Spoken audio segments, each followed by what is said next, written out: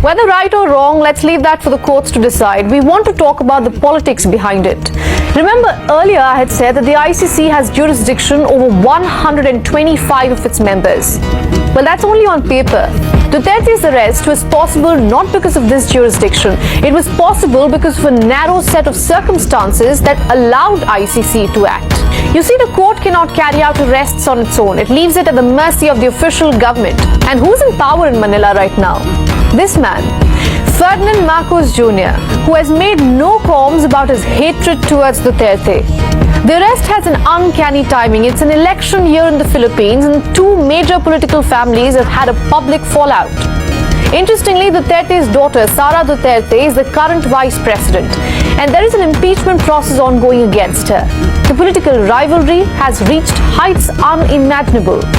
At one point, the vice president said, and I'm quoting, she wants to cut Marcos' head off and threatened to dig up his dead father's body and throw it into the ocean.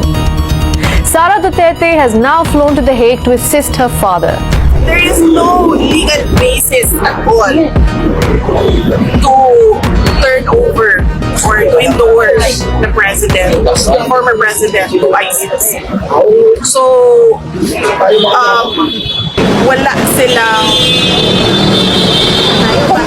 If they're looking for justice, there's no justice here.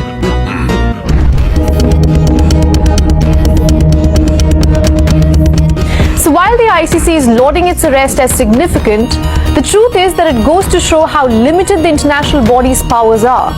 In practice, the court has little to no ability to go after its suspects, unless it has all pieces in a specific order, like in Philippines right now.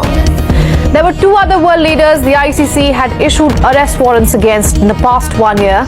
Israeli Prime Minister Benjamin Netanyahu was accused of war crimes in Gaza on November 21st last year. And Russian President Vladimir Putin was accused of war crimes in Ukraine on March 17th, 2023. Why hasn't the ICC been able to move against them? The answer is simple: the ICC's hands are tied. And this is the case in most high-profile arrests warrants. It's just optics at the end of the day. Rodrigo Duterte's arrest may seem like a big win for the ICC, but it only exposes the court's weakness. His detention was driven by Philippines politics, not ICC's power. So it acts when the political landscape allows it. But against